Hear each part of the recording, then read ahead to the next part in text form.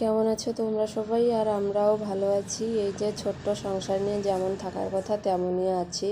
Actually আমার ছোট্ট সংসার একদম পছন্দ নয়, মনে হয় যেন ফ্যামিলিটা যদি অনেক বড় হতো তাহলে টাইমটা অনেক ভালো কাটানো যেত।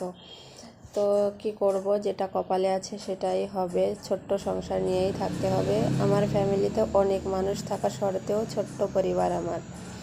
তো সকালবেলায় এই যে দুজন স্নান করে পুজোটা সেরে নিয়ে এই যে চা খেতে বসে পড়েছি।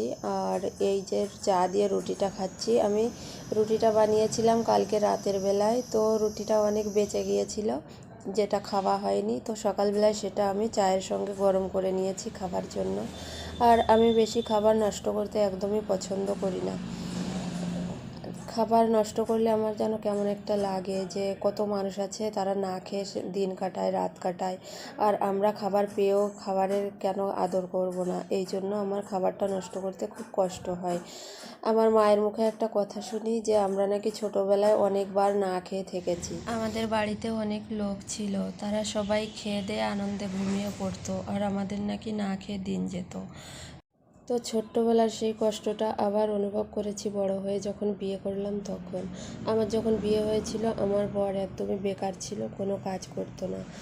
তো তখন দুজনে অনেকটা খারাপ সময় কাটিয়েছি। এই জন্য বুঝি খাবারের মূল্যটা কত, আর গরিবী হালত কী জিনিস।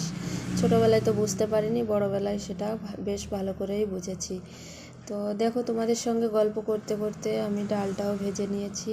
আর ডালটা আমি তেলে ভাজিনি, ডালটা আমি শুকনো কড়াইতেই ভেজে নিয়েছি। তেলে ভাজার থেকে আমি যদি শুকনো কড়াইতে ডালটা ভেজে নিই তাহলে মুগ ডালের যে একটা সুন্দর স্মেল আসে, ওটা আমার কাছে আরও বেশি ভালো লাগে।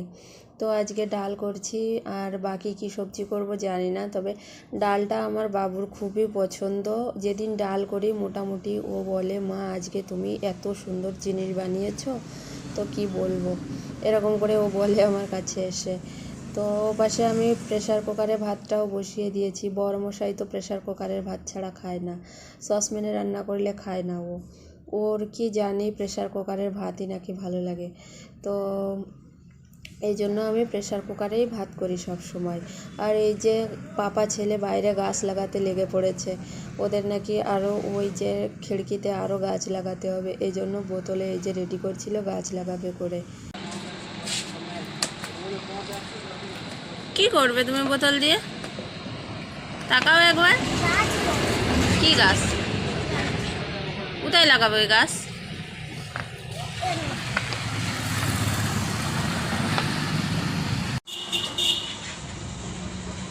আর দেখো বাবু কি সুন্দর করে মাটিটা তৈরি করছে গাছ লাগানোর জন্য।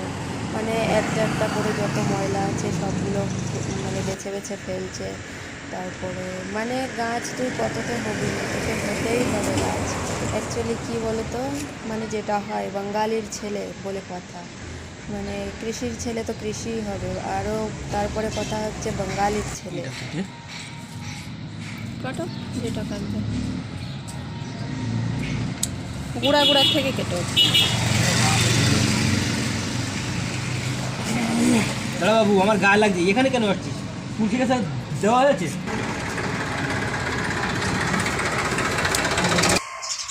আর এই যে ফুল গাছে কি জানি এই যে সাদা সাদা কি পোকা, মানে এতটা খারাপ করে দেয়, পুরো গাছটাকে পুরো চিপসে খেয়ে নেয়।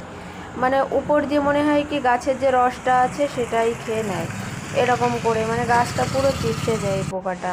আর বাবু তো এই যে ফ্লিপকার্টওয়ালার জন্য দাঁড়িয়ে আছে, কিছু অর্ডার আসবে, তো ফ্লিপকার্টওয়ালা ভাইয়ার রাস্তা দেখছে দাঁড়িয়ে দাঁড়িয়ে। তো শেষমেশ চলে এসেছে ফ্লিপকার্টওয়ালা ভাইয়া।